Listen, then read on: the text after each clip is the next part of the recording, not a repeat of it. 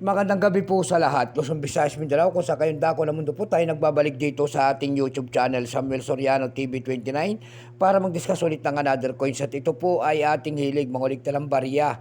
Kaya po tayo nandito nagsiselling ng kanilang mga halaga, ang presyo po ng aking mga koleksyon, at para malaman nyo po kung gaano nakataas ang mga presyo po ng ating mga coins na koleksyon.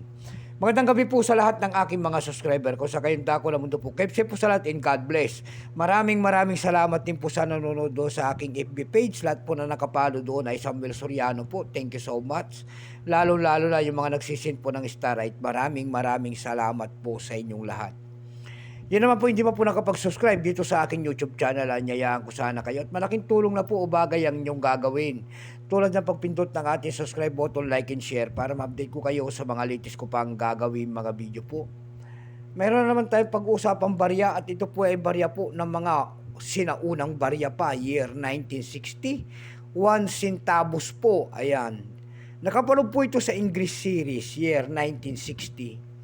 Bago tayo magsimula sa ating talakayan, ayan, kilalanin mo muna natin siya para makita natin ang kanyang presyo.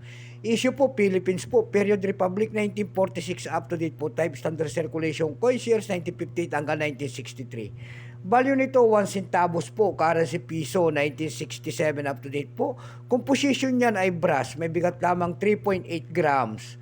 May habang 19 mm, may kapal po naman itong 1.45 mm, hugis po, bilog, orientation, coin alignment. Itinigil naman ang paggamit sa barya na ito ng Pilipinas noong August 31, 1979. Number N-5966, reference number KM-186. Ayan. Ito ang year 1960, ito po ay 32%. Kung ilang piraso po ang ginawa ng ating Bangko Sentral sa hawak nating barya, ito po ay 40 milyong piraso po. May price na po ito dun sa ating lumista, yung kanya extra prime 40 pesos. Almost uncirculated 40, uncirculated ay 40 pesos din. Dako tayo sa kanyang presyo sa ating mga online. Doon sa ating eb.com, excuse me po.